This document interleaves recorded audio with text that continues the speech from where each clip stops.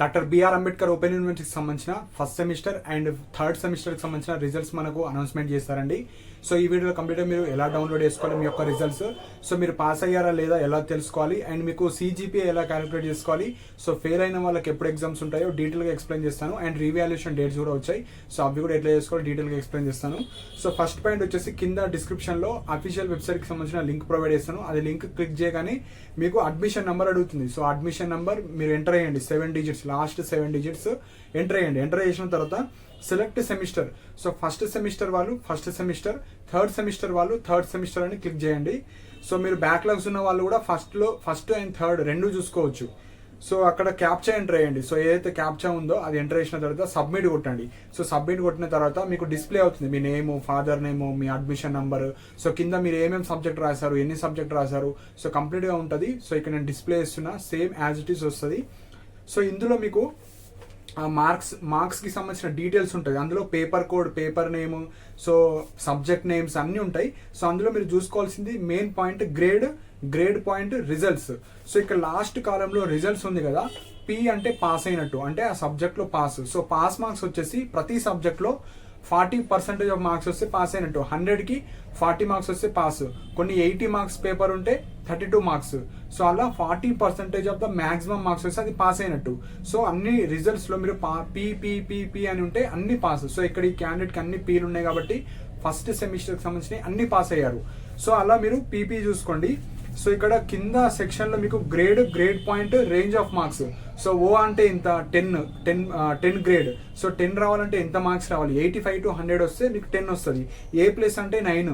So 9 రావాలంటే 75 to 85 ఆ రేంజ్లో అట్లా మార్క్స్ చూసుకోవచ్చు. సో ఇప్పుడు ఎవరైతే పాస్ అయిన వాళ్ళు ఉంటారో అన్ని పీపీ వస్తాయి. సో ఇక్కడ గ్రేడ్ పాయింట్స్ ఉంటాయి కదా, ఆ గ్రేడ్ పాయింట్స్ అన్ని యాడ్ చేయండి. యాడ్ చేసి ఎన్ని సబ్జెక్ట్స్ ఉన్నాయో అన్ని బై అంటే ఎన్ని సబ్జెక్ట్స్ ఉంటే అన్ని బై చేయండి. సపోజ్ 6 సబ్జెక్ట్స్ ఉన్నాయి, కింద అన్ని గ్రేడ్స్ యాడ్ చేసి బై 6 కొట్టండి. సపోజ్ 5 సబ్జెక్ట్స్ ఉంటే అన్ని యాడ్ చేసి బై 5 కొట్టండి, మీకు ఓవరాల్ సిజిపిఏ వస్తుంది.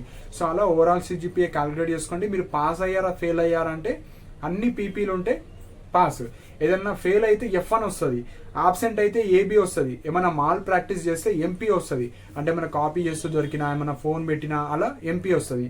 సో పాస్ అయితే P, ఫెయిల్ అయితే F, ఆబ్సెంట్ అయితే AB వస్తుంది, మీరు మాల్ ప్రాక్టీస్ చేస్తే MP. సో అన్ని పాస్ అయిన వాళ్ళకు పీపీ అని పడుతుంది. సో మీరు మీ సొంతంగా జస్ట్ యావరేజ్ చేసుకుంటే మీకు సిజిపిఏ వస్తుంది. సో ఇవి ఇంపార్టెంట్ పాయింట్స్. సో ఎవరైతే మంచి మార్క్స్ వచ్చినాయో, క్వాలిఫై లైక్ మంచి గ్రేడ్ వచ్చిన వాళ్ళు కింద కమెంట్ సెక్షన్ మెన్షన్ చేయండి, పాస్ అయ్యామని, లేదంటే ఫెయిల్ అయిన వాళ్ళు ఫెయిల్ అయ్యాము సో ఈ సబ్జెక్ట్ అని కింద మెన్షన్ చేయండి. సో సపోజ్ రీవాల్యుయేషన్ కూడా పెట్టుకోవచ్చు. సపోజ్ మీకు తక్కువ మార్క్స్ వచ్చి ఫెయిల్ అయ్యారు, లేదంటే మంచిగా రాశారు కానీ ఫెయిల్ చేశారు, మంచిగా రాశారు కానీ తక్కువ గ్రేడ్ వేశారు, అలాంటి వాళ్ళు మీరు రిజిస్ట్రేషన్ చేసుకొని రీవాల్యుయేషన్ కూడా అప్లై చేసుకోవచ్చు. సో వెబ్సైట్లో అన్ని లింక్స్ ఉంటాయి. సో ఇప్పుడు ఫెయిల్ అయిన వాళ్ళు, సో ఫస్ట్ సెమిస్టర్ కావచ్చు, థర్డ్ సెమిస్టర్ కావచ్చు, ఫెయిల్ అయిన వాళ్ళు మీరు ఎప్పుడు రాసుకోవచ్చు అంటే నెక్స్ట్ ఇయర్లో మీ జూనియర్స్తో పాటు ఇప్పుడు 2025లో జాయిన్ అవుతారు కదా, ఫస్ట్ సెమిస్టర్ ఎగ్జామ్స్ అప్పుడు మీరు రాసుకోవచ్చు అప్పుడు. అదే ఇప్పుడు థర్డ్ సెమిస్టర్లో ఎవరైనా ఫెయిల్ అయిన వాళ్ళు ఉన్నారో మళ్ళీ మీ జూనియర్స్ థర్డ్ సెమిస్టర్ రాస్తారు కదా, అప్పుడు రాసుకోవచ్చు. So same exams next year ఎప్పుడైతే రెగ్యులర్ మోడ్లో ఉంటాయో మిగతా మీ జూనియర్స్కి, అప్పుడు మీరు కూడా అది రిజిస్ట్రేషన్ చేసుకొని రాసుకోవచ్చు. సో ఇవి ఇంపార్టెంట్ పాయింట్. సో సిజిపి అనేది టోటల్గా యాడ్ చేసి బై ఎన్ని సబ్జెక్ట్స్ ఉన్నాయి అన్ని యాడ్ చేసుకుంటే మీరు సిజిపిఏ వస్తుంది. సో ఇవి ఇంపార్టెంట్ పాయింట్స్ అండి. So UG first semester, third సెమిస్టర్కి సంబంధించిన రిజల్ట్స్ అనౌన్స్ చేస్తారు. సో ఇంకా ఎవరైతే చూసుకోలేరో మీరు చూసుకోవచ్చు. దానికి సంబంధించిన లింక్ కూడా కింద డిస్క్రిప్షన్లో ప్రొవైడ్ చేస్తాను.